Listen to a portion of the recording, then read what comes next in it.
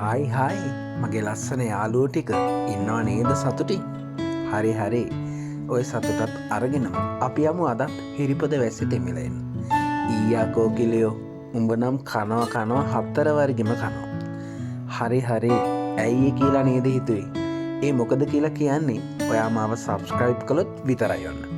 හරි සබ්ස්ක්‍රයිබ් කළා වගේම හොඳ ළමයි වගේ පහලින් තියෙන බෙල් එකටත් පොඩි ටච් පාරක් දාන්නකෝ. අයියෝ කෝකිල යාළු කරගන්න කියලා කෙල්ලෙක් පස්සෙන් පීචං වෙවි. ඔහොම යන්න එපා හලෝ. පිරිමි කමටත් මහ ලැජ්ජාවක් නේ බං ඕක. ඕන් ඔය කැම්පස් එකෙන් බැරි නම් පහල පැම්පස් කඩේ ඉන්න එකක් හරි හොයා ගන්නවකෝ. මෝඩ වැඩ නොකර.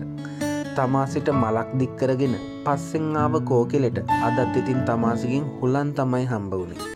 දවසේම මහන්සි වෙලා ගෙදර ආව තිදස් දෝනිවත් අම්මට දීලා ඉඳගත්තේ. තේ එකක් හදන්නකෝ කියලානේ. ඒත් ඉතින් එතකොටම අම්මා කිව්ව කතාවට තිදස්ට හොඳටම මල පැන්නා. පුතේ අද මෙහි තිදස් ආවනේ. එයා කියනවා එයාට මේ අපේ දෝනි ඕනෙලු. DNA එකකින් තමයිලු එයාගේ කියලා ඔප්පු වුනේ. අනේ අම්මේ උට පිස්සුද? මොකාටද මේ ඌ එන්න හදන්නේ? මං ඌ අල්ලලා දෙනවා පොලිසියට. ඔය අතරේ අරෝස් ටානියාගෙන් වාහනේ අතුර ඉල්ලන්නේ. තිදස්ට දෙකක් ඇනලා දෝනිම එක්කන් යන්නයි කියනවනේ.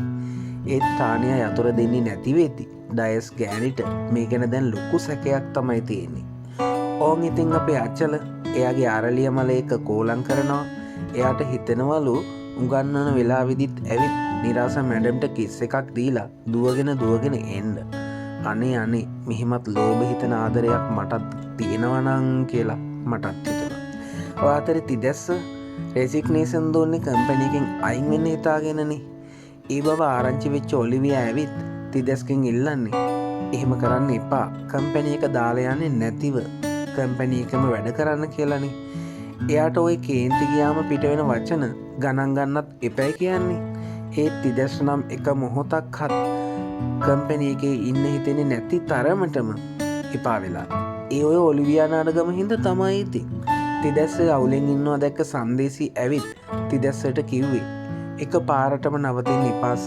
එතකොට කෙලේ ගුණයක් නෑ වගේනේ කියලයි. ඒ වචන වලටත් වඩා ඒ මූණ දකින තිදැස්සට කොහොමනම් කම්පැනි එක දාලා යන්නද? කොහොම හරි කම්පැනි එකේ අයිතිකාරයා තිදැස්ගේ සමුගැනීමට තාමත් අවසර නම් දීලා නැහැ. තිදැස්ටත් එයා වාදපු එයාගේ ඩක්ලස් සර්ව දාලා යන්න කොහෙත්ම හිතක් දෙන්නේ නැහැ.